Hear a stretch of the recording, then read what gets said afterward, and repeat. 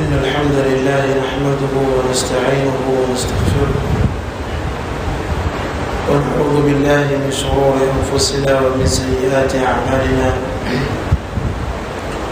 من يهده الله فلا مضل له ومن يضلل فلا هادي له، وأشهد أن لا إله إلا الله وحده لا شريك له، وأشهد أن محمدا عبده ورسوله.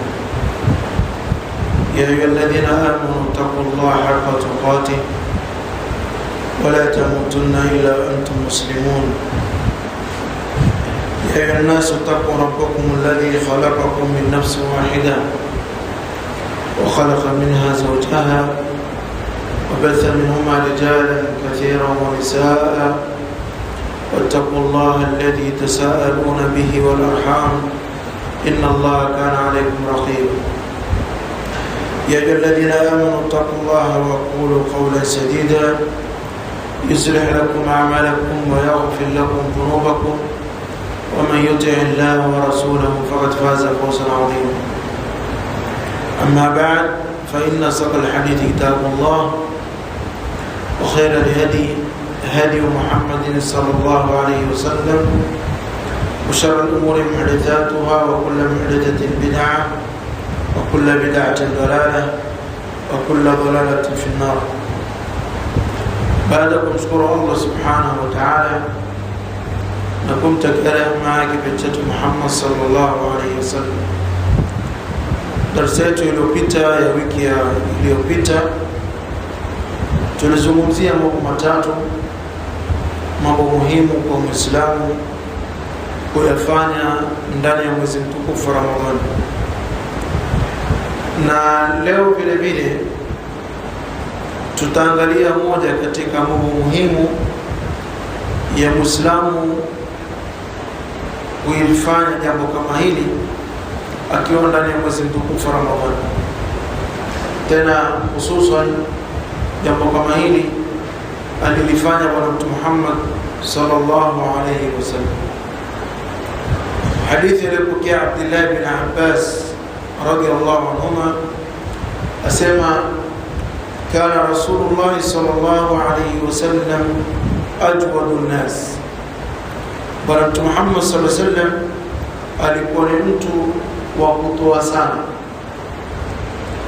Wakana ajwadu ma yakunu fi shahri Ramadhan, na inapofikia mwezi mtukufu wa Ramadhani Bwana Mtume Muhammad sallallahu alayhi wasallam alikuwa akiongeza zaidi kutoa, hata yansarikh, mpaka mwezi mtukufu wa Ramadhani umalizike. Fayatihi Jibril, Bwana Mtume Muhammad sallallahu alayhi wasallam alikuwa akijiliwa na Jibril, fayaridu alayhi alquran. Jibril alikuwa akifundisha Bwana Mtume Muhammad sallallahu alayhi wasallam Qur'an. Wa kana ajwadu bil khayli min ar-rih al-mursala. Ibn Abbas akamsifu Bwana Mtume Muhammad sallallahu alayhi wasallam kwa kule kutoa sana, alikuwa anatoa sana zaidi ya upepo. Hapa kuna kitu kilichofananishwa kwamba Bwana Mtume Muhammad sallallahu alayhi wasallam anatoa, na huku kuna upepo ambao kwamba unatumwa unaenda mahali fulani.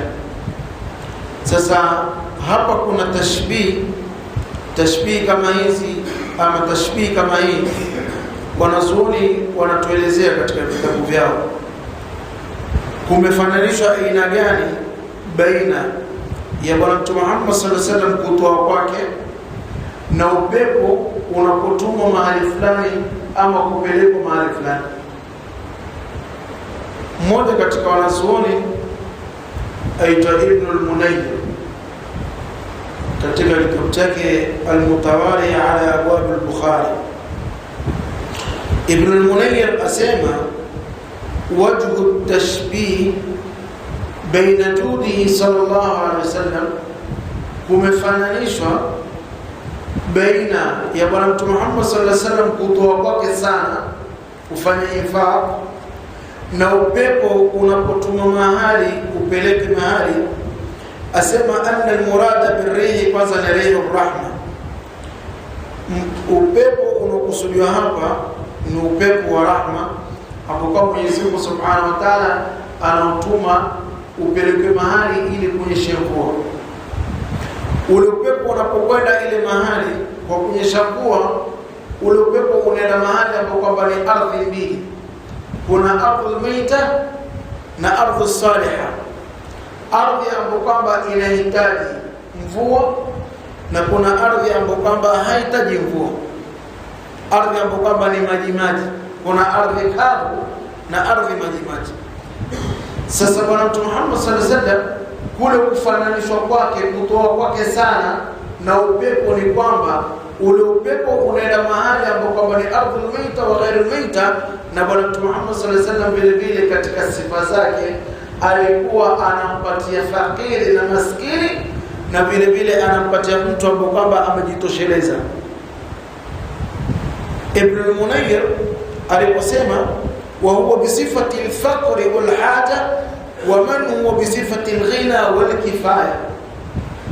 Sasa upepo unapotuma mahali kwenda katika ardhul maita wa ghairil maita, na vile vile ilikuwa ni katika ada ya Bwana Mtume Muhammad sallallahu alaihi wasallam anapoingiliwa na mwezi mtukufu Ramadhani akitoa, wala anapotoa hampatii yule maskini peke yake, anampatia maskini na fakiri, hata yule ambaye kwamba anacho vile vile anampatia.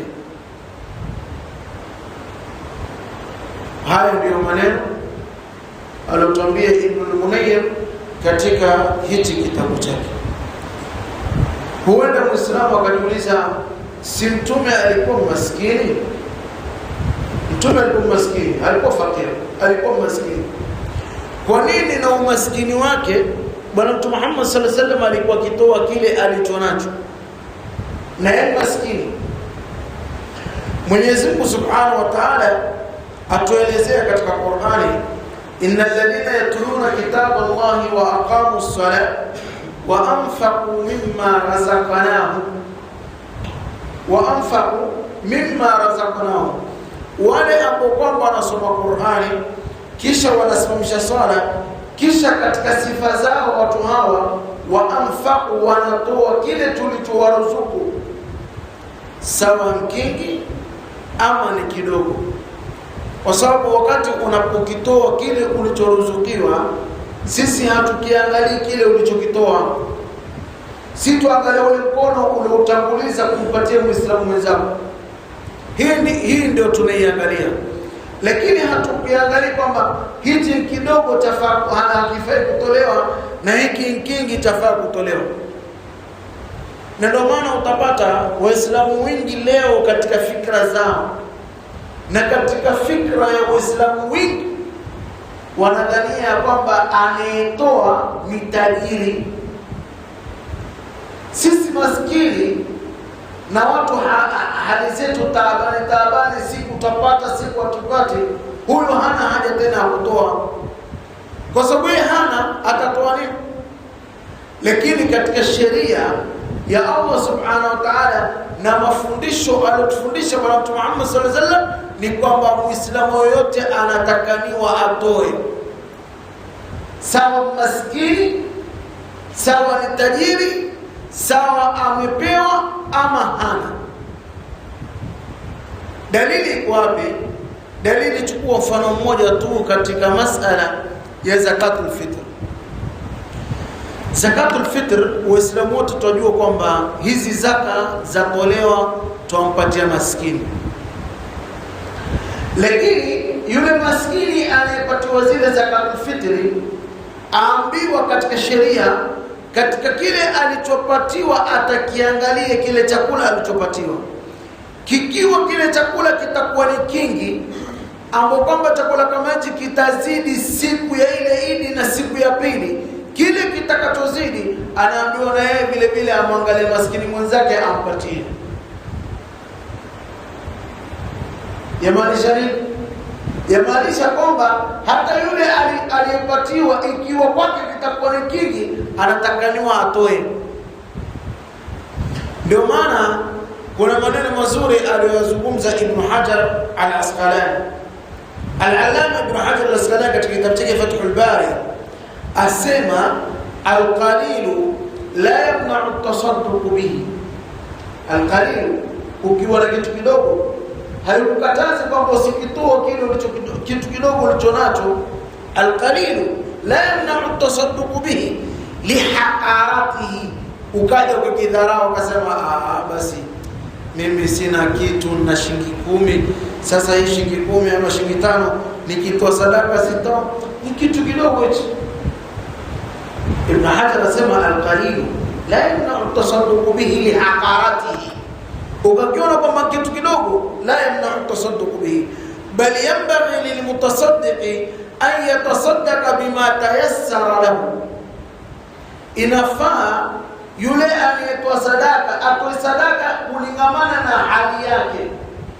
Ikiwa mimi nina uwezo wa 1000 nitatoa 1000, na uwezo wa 500 nitatoa 500, na uwezo wa 100 nitatoa 100, na uwezo wa 50 nitatoa. Sina uwezo na uwezo wa shilingi 5 tu, nitatoa shilingi 5 na itakuwa ni sadaka.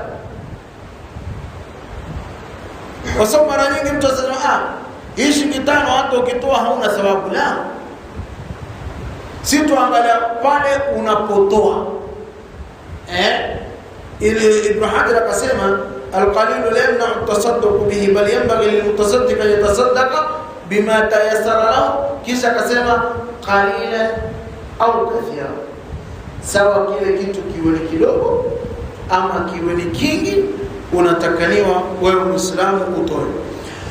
Na ndio maana wema waliopita walipofahamu maneno haya, imekuja katika hadithi ya Abu bin Amir radhiyallahu anhu wasema sami'tu Rasulullah sallallahu alaihi wasallam yaqul, nimemsikia bwana Mtume Muhammad sallallahu alaihi wasallam akisema kullu mri'in fi dhilli sadaqatihi.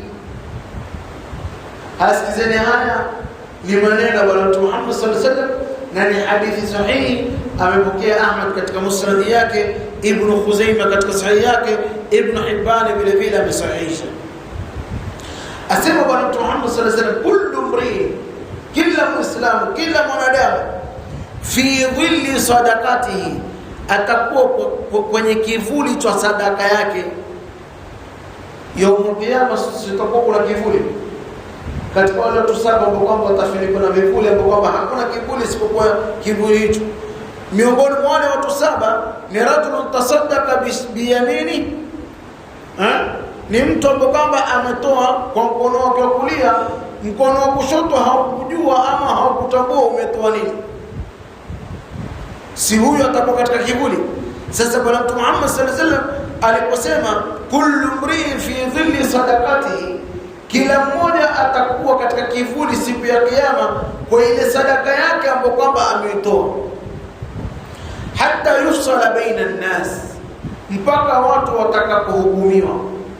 Kwa sababu ya kiyama watu watakapokuwa mbele ya Mwenyezi Mungu Subhanahu wa Ta'ala, jua litakuwa ni kali, kwa sababu jua litateremshwa kidogo, litateremshwa sana.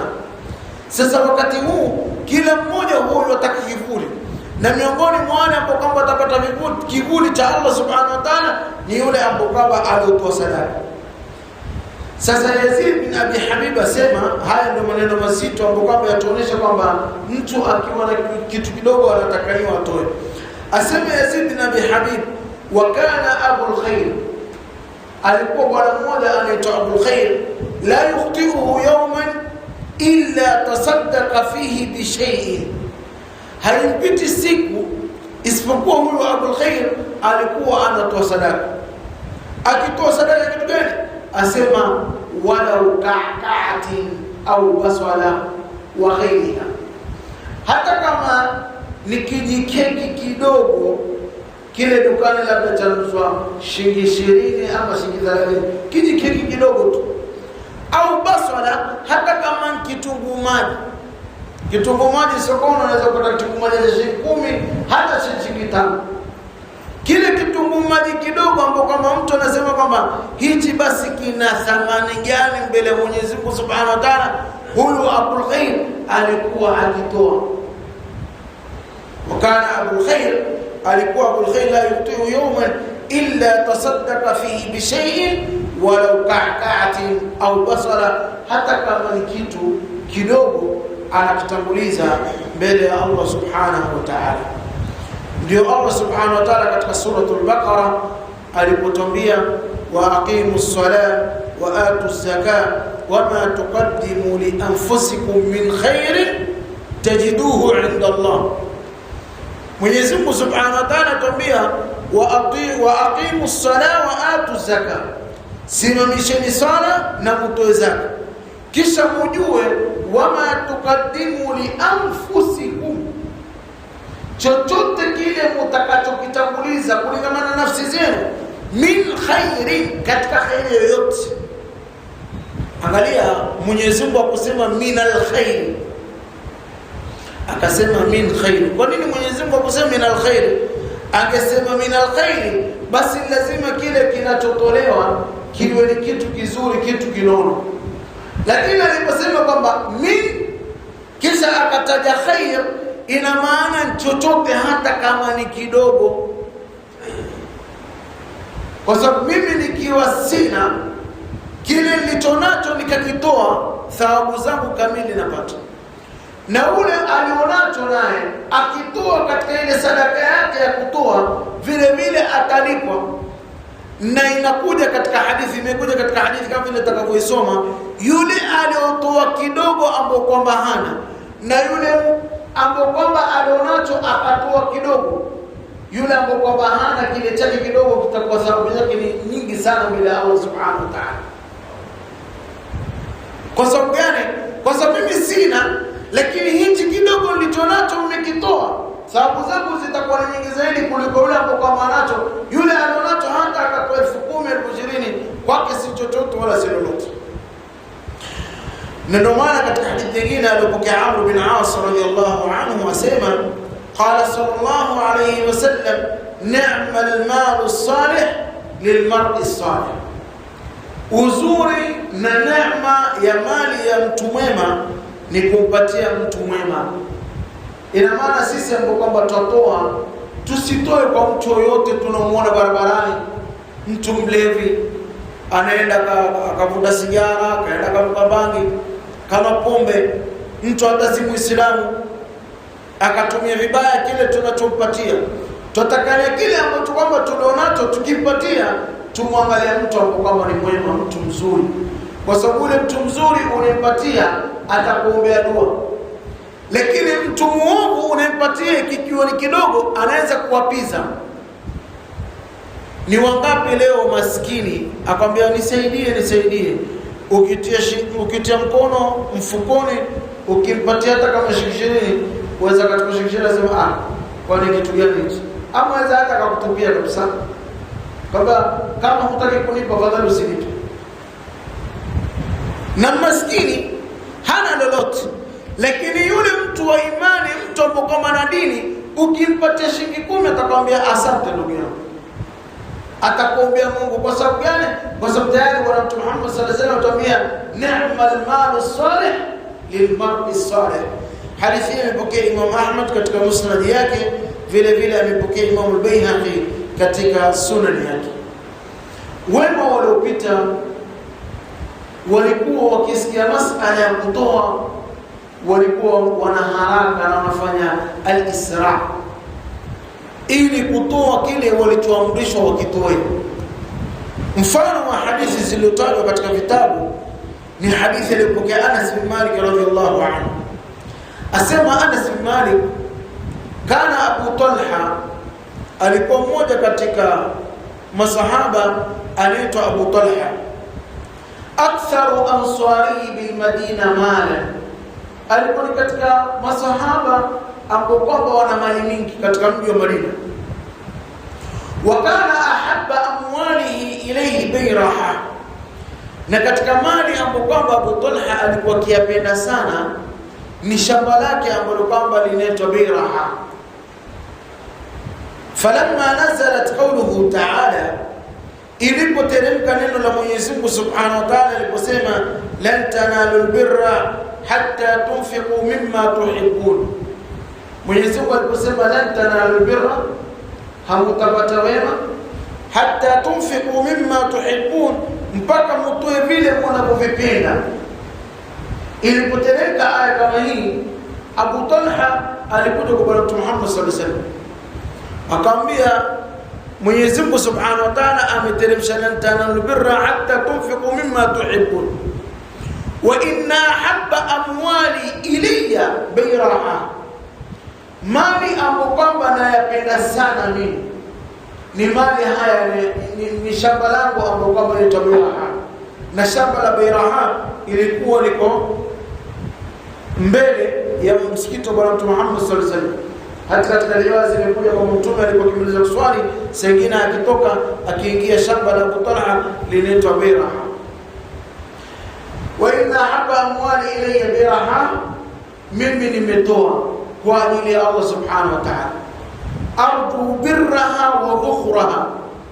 Kisha akasema, kwanza akasema fa innaha sadaqatan lillahi ta'ala arju birraha wa dhukhraha, hili shamba langu mimi nimelitoa kwa ajili ya Allah subhanahu wa ta'ala, natarajia thawabu zangu kutoka Allah subhanahu wa ta'ala, nimelitoa.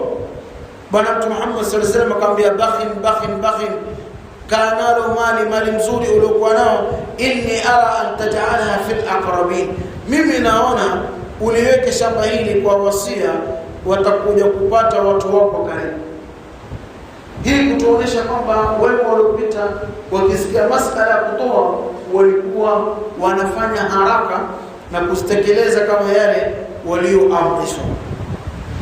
Sasa ile hadithi ndio waambia kwamba tutahitaji salamu sana. Fadhali. Ile hadithi ambayo kwamba tuliwaambia kwamba tutahitaji ndio hadithi hii ambayo kwamba sasa hivi tuhitaji. Hadithi yenyewe ni hadithi iliyopokea Abi Hurairah radhiyallahu anhu asema, qala sallallahu alayhi wasallam, Bwana Mtume Muhammad sallallahu alayhi wasallam asema, sabaqa dirhamun 100,000 dirham, dirhamu moja imeshinda dirhamu 100,000. Hata tukiambiwa kwamba kuna mtu ana shilingi 10, thawabu zake alizozitoa amemshinda mtu aliotoa 10,000. Hata kama sisi tukiambiwa hivyo tutashangaa. Ndio maana Bwana Mtume Muhammad sallallahu alaihi wasallam aliposema neno hilo, faqala rajul, kuna bwana mmoja akamwambia ya Rasulullah, kaifa dhalika ya Rasulullah, itakuwa vipi? Yani mtu ana dirhamu moja na mtu ana dirhamu 100,000, yule aliyokuwa na dirhamu moja thawabu zake zikawa ni nyingi kuliko yule ambaye kwamba ana dirhamu 100,000. Ambia itakuwa vipi? Bwana Mtume Muhammad sallallahu alaihi wasallam akamwambia, rajulun lahu malun kathir, huyu ambaye kwamba ana 100,000 dirhamu ni mtu ambaye kwamba ana mali mingi, fa akhadha min 'ardihi, katika ile mali mingi aliyokuwa nao akachukua tu, wala hakuhesabu, akachukua tu, achukua pia na sadaka 100,000 dirham, fatasaddaqa biha, akatoa sadaka. Wa rajulun laysa lahu illa dirhaman, na huyu mwingine naye maskini hana chochote, abaki na dirhamu 2 peke yake. Zile dirhamu 2 ndio chakula chake cha familia, lakini katika zile dirhamu 2 alizokuwa nao akachukua dirhamu 1 akapeana sadaka, ile dirhamu ya pili iliyobakia ikawa ni chakula cha familia yake. Bwana Mtume Muhammad sallallahu alaihi wasallam akasema, huyu thawabu zake zitakuwa ni nyingi zaidi kuliko yule ambaye kwamba ana mali mingi. Na ndio maana nyinyi mkumbuka kile kisa cha Bwana Mtume Muhammad sallallahu alaihi wasallam alipohusia masahaba watoe sadaka. Umar bin Khattab akasema, mimi leo nitamshinda Abu Bakar Siddiq. Akaja na nusu ya mali yake. Umar bin Khattab akaja na nusu ya mali yake, akasema, mimi leo Abu Bakar mara nyingi wanishinda, lakini leo Abu Bakar Siddiq radhiyallahu anhu leo nitamshinda. Akaja na nusu ya mali yake. Sasa masahaba kwa wanaongojea sasa Abu Bakar leo atashindwa, atakuja na kitu gani? Abu Bakar alipokuja akaja na mali yake yote, akaambia Rasulullah, haya, hii ndio sadaka yangu. Akaambia, umetoa kitu gani katika mali uliokuwa nao? Akaambia, mali yangu yote niliokuwa nao nimetoa. Tukiambiwa mtu kutoa mali yake yote, si kwamba nyumbani kuna labda ambaki 1000 ya futari jioni. Hata ile pesa futari vile vile ametoa, sema hii nimeiweka ni sadaka kwa ajili ya Allah subhanahu wa ta'ala. Hawa watu walikuwa na imani hali ya juu sana. Wanajua kwamba mimi nikitoa hichi nilichonacho, bila shaka siwezi kulala njaa. Hata kama nitalala njaa, lakini najua kuna thawabu nyingi na khairi nyingi ambazo Mwenyezi Mungu Subhanahu wa Ta'ala ameniandalia siku ya Kiyama. Na wengine nao, baadhi ya Waislamu wengine hujaribu, wakijaribu akaja wakafeli. Sengine Muislamu ukisikia masala kutoa ambaki na shilingi 500 yake ama 100 yake, sema wacha na mimi nijaribu, nimeambiwa nikitoa 100 nitaongezwa 100 ya pili. Nyumbani 100 haitutoshi. Sasa wacha tutoe hii 100 ili ziwe ngapi? Iwe ziwe 2. Akatoa kile alichonacho 100. Sema alhamdulillah, inshallah shatoa, naongojea 200 mpaka ifike jioni na taraji takuwa ishaipata. Fika mpaka saa 9, fika saa 10, saa 11, saa 12, nyumbani hakuna hata futari. Na ile nilikuwa nayo nimeitoa. Ifika mpaka siku ya pili mpaka siku ya tatu hakuna lolote, kimya. Asema basi mimi kwanza leo sina haja tena kutoa. Kumbe haya mambo ya urongo. Yani wakati Bwana Mtume Muhammad sallallahu alaihi wasallam anapotuahidi ya kwamba kile utakachokitoa utaongezewa maradufu, ni mpaka wewe mwenye kutoa mpaka uwe na imani ya kwamba kunao kitu kitachoongezeka. Useme ya kwamba mimi wacha nitoe na jaribu. Wajua hii lugha hii tunao sana sisi Waislamu. Sema na jaribu. Hata mara nyingi waweza bwana akawa ni mgonjwa akapelekwa hospitali huku na huku na huku asipoe. Alafu familia ikasema wacha tujaribu tusome Qur'an. Wacha tujaribu. Wakijaribu na Qur'an yenyewe haikufanya kazi, hakukuwa ule mgonjwa. Kwa sababu gani? Kwa sababu kuna imani ya Muislamu kusema mimi nimeambiwa kusoma Qur'ani itaniondolea magonjwa, nikisoma Qur'ani kweli magonjwa yataniondokea. Na kuna ile kusema kwamba wacha nijaribu. Ukisema wacha nijaribu, ndio maana kujaribu kwako kuna faida. Mimi nimesoma maneno ya Ibn Qayyim katika kitabu chake Ad-Dawa na kitabu Jawabul Kafi. Anasema hii Qur'an ambayo kwa Muislamu anasoma, ambayo kama hatuna shaka nayo, hii Qur'ani ukisoma kwa imani, basi ni dawa ya ugonjwa aina yoyote. Ni dawa ya ugonjwa aina yoyote. Kwa sababu Mwenyezi Mungu Subhanahu wa Ta'ala akasema wanunazzilu min al-Qur'ani ma huwa shifaa. Min al-Qur'ani si ba'd al-Qur'ani. Hii si ba'd. Min hapa Ibn Qayyim akasema hada li bayanul jins. Ikiwa ni bayanul jins, itakuwa Qur'ani inaingia kwa ugonjwa wote. Hata mtu aliyokuwa na malaria, mtu aliyokuwa na kansa, mtu aliyokuwa na pressure, mtu aliyokuwa na sukari, mtu akiwa na ugonjwa yote, akisoma Qur'ani ama akisomewa kwa nia. Wajua sisi tuafeli kwa hii nia kuisoma Qur'ani. Sisi mara nyingi husoma kwa ni jaribu. Tena Ibn Qayyim aliposema kwamba hii Qur'ani ni pozo ya ugonjwa aina yote, amechukua faida hii kwa kisa kilichotokea. Wale maswahaba walipokwenda katika kijiji, walipofika katika kijiji wakataka kukaribishwa na wale wenye kijiji. Wale wenye kijiji wakaambia hapana, sisi hatuwajui na hatuwafahamu, sisi hatuwezi kuwakaribisha hapa kwetu. Basi wakaenda kando, wao wakakaa kama ni wageni. Yule bwana ama yule mfalme wa kijiji akaumwa na nyoka. Alipoumwa na nyoka wakamtafutia dawa, wasipate dawa. Kisha baadaye wakaja wao wenyewe wakasema, jamani, wale ni wageni waliokuja hapa, huenda watakuwa na dawa waje kumtibu huyu mtu wetu. Wakasema nendeni muambie basi. Wakaenda wakaambiwa. Wakasema sawa, sisi tuna dawa tutawapatia, lakini kwa sharti mtu wenu akipoa na nyinyi lazima tuangalie mbuzi aina fulani. Wakasema sawa. Yule Abi Sa'id al-Khudri alipokuja kwa ule mgonjwa, ni mtu ameumwa na nyoka, alipokuja akamsomea suratul Fatiha, sumu ya nyoka na suratul Fatiha zingiliana pale. Zingiliana hii sumu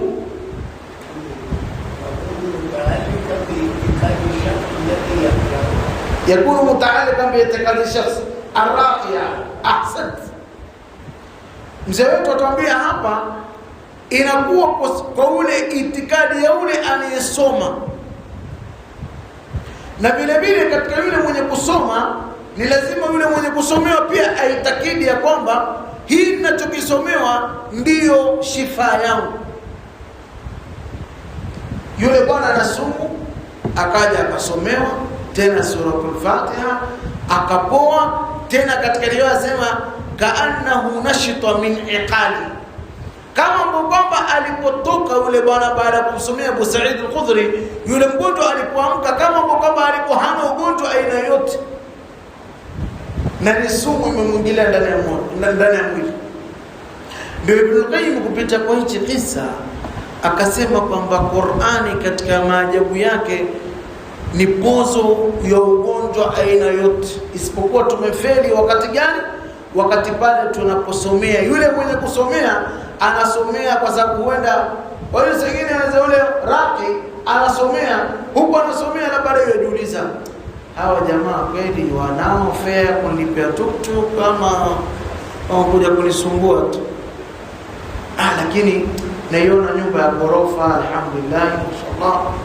Tena nasikia ni katika nyumba zao, huyu bwana pia ni mtu wa kheri. Basi hapo bila shaka 2000 3000 pale wasomea, na huko achapiga mahesabu 2000 3000 tayari pale wasomea, na hizi pesa hizi 3000 nafikiri 1000 kwanza nitampatia mke wangu, na 2000 nitaangalia matumizi ya nyumbani. Kuna pozo linaenda hapo. Dawa itafika kweli hapo? Dawa haiwezi kufika. Kwa sababu gani?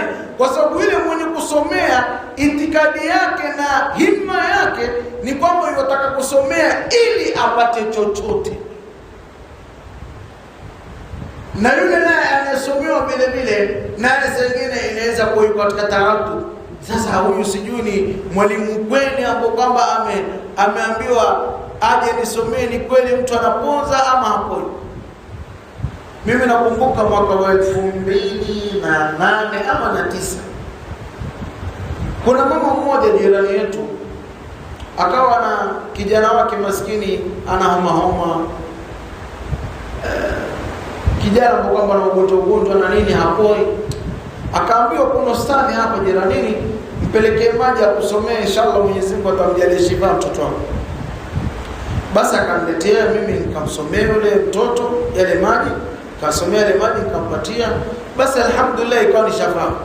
Si kwa sababu mimi, ni kwa sababu ya Allah amempatia shafa. Mara ya pili naye akawa ana ndugu yake naye yosumbuliwa na ugonjwa akaniletea maji. Sikizeni vizuri, mara ya pili, si mara ya kwanza. Sasa mara ya pili mamangu alipoletewa ile maji akasema mtoto wangu sasa hivi hayuko, lakini akija nitampatia. Akachukua ile maji akaingiza katika room yangu akaelekea mezani. Mama akitarajia kwamba nikija nitaona maji nifanye nini? Niasomee.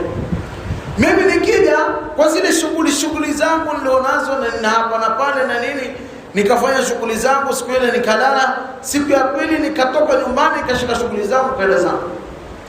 Mama kwa ile dhana yake mzuri akasema mtoto wangu haya maji ashafanya nini? Ashasomea.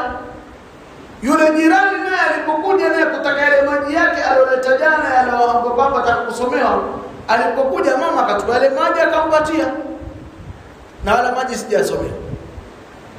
Basi yale maji amini usiamini alipopata yule ndugu yake ambaye kwamba ni mgonjwa akapoa. Sasa mimi nataka niulize swali, mzee wangu, nikuulize. Kilichompoza yule mgonjwa wa kwanza ni kwa sababu ya taufiki ya Allah baada ya kumsomea. Huyu mgonjwa wa pili naye alipokuwa kwa nini na maji hakusomewa? Binia. Ahsant. Sasa nia ya ule mama ilikuwa ni kwamba ustani akiyasomea maji, huyu bwana huyu vokote atakapokuwa atapoa tu. Sasa alipoa kwa ile nia yake kwamba huyu bwana akisomea maji hatuna shaka, na maji hakusomewa na mgonjwa amepoa. Yani hii yatuonesha ya kwamba kuna umuhimu sana wakati Muislamu anaposomea mgonjwa ama anaposomewa, ni lazima akiamini kile anachosomewa. Kwa hiyo tukirudi katika aya, Mwenyezi Mungu Subhanahu wa Ta'ala alipotuambia wama anfaqtum min shay'in fahuwa yukhlifu, chochote mtakachokitoa basi Mwenyezi Mungu Subhanahu wa Ta'ala atawapatia badali mzuri. Wa khairur raziqin, na Allah Subhanahu wa Ta'ala ndiye mzuri wa kuruzuku watu. Nimalize kalima yangu na hali ya wema wawili waliopita vile walivyokuwa wakitoa. Tuanza na mmoja katika wajukuu wa Ali bin Abi Talib radhiyallahu anhu, akiitwa Ali bin Husayn. Ali bin Husayn bin Ali bin Abi Talib. Huyu alikuwa idha atahu sa'il, kama vile anapotombewa na zoni, alikuwa kijiliwa na ule mwenye kuomba, rahaba bihi, akimkaribisha, mwambie njoo, karibu. Kisha akimwambia marhaban bima yahmilu zadi ila al-akhirah, karibu mgeni mwenye kunichukulia hizi zawadi zangu na zitaraja wapi? Akhera. Yani marhaban bima yahmilu zadi ila al-akhirah, karibu mgeni ambapo kama hizi ninachokupatia hizi kama zawadi hii ambapo kama ukikupatia wewe leo na itarajia mbele ya Allah Subhanahu wa Ta'ala. Huyu anaitwa Ali bin Husayn bin Ali bin Abi Talib. Na mwingine alikuwa akiitwa Ali bin Muhammad bin Ali bin Hudhayl, kama alivyotaja Imam Dhahabi katika kitabu chake Siyar A'lam Nubala. Asema Imam Dhahabi kana kathiru sadaqa, alikuwa ni mtu wa kutoa sadaka sana, mpaka siku moja mke wake akamwambia innaka la tas'a bihadha, wewe watoa sana kuwapatia maskini, kuwapatia mafakiri, mayatima, wewe unatoa sana fi faqri auladika, itapelekea haya mali yako yatamalizika, watoto wako watakapokuja watakuwa ni watu ambao kama hana lolote, hawana chochote. Huyu bwana akamwambia mke wake, la wallah, mimi sifanyi hivyo wallah, bal inna shaykhan, bali mimi ni shekhi, mtu mzima, tamau, ninatamaa, as'a fi ghinahu, hivi ninapotoa natoa ili watoto wangu waje kuwa matajiri. Sitoi ili kwa sababu watoto wangu watakuwa mafakiri baadaye hawana lolote. Natoa ili natarajia kwamba kwa hichi ninachokitoa Mwenyezi Mungu ataniongezea zaidi, na vile vile watoto wangu watakuwa wana mali, kwa sababu Mwenyezi Mungu Subhanahu wa Ta'ala alituambia wama tuqaddimu li anfusikum min khairin tajiduhu 'inda Allah, chochote mtakachokitoa basi mtakipata mbele ya Allah Subhanahu wa Ta'ala. Kwa machache Allah Subhanahu wa Ta'ala jirie من الذين يستمعون القول فيتبعون احسنه ربنا اتنا في الدنيا حسنه وفي الاخره حسنه وقنا عذاب النار ربنا اتنا في الدنيا حسنه وفي الاخره حسنه وقنا عذاب النار ربنا اتنا في الدنيا حسنه وفي الاخره حسنه وقنا عذاب النار اللهم اعط منفقا خلفا اللهم اعط منفقا خلفا اللهم اعط منفقا خلفا برحمتك الراحمين وصل اللهم على نبينا محمد وعلى اله وصحبه وسلم. سبحانك اللهم وبحمدك اشهد ان لا اله الا انت استغفرك واتوب اليك. والسلام عليكم ورحمه الله وبركاته.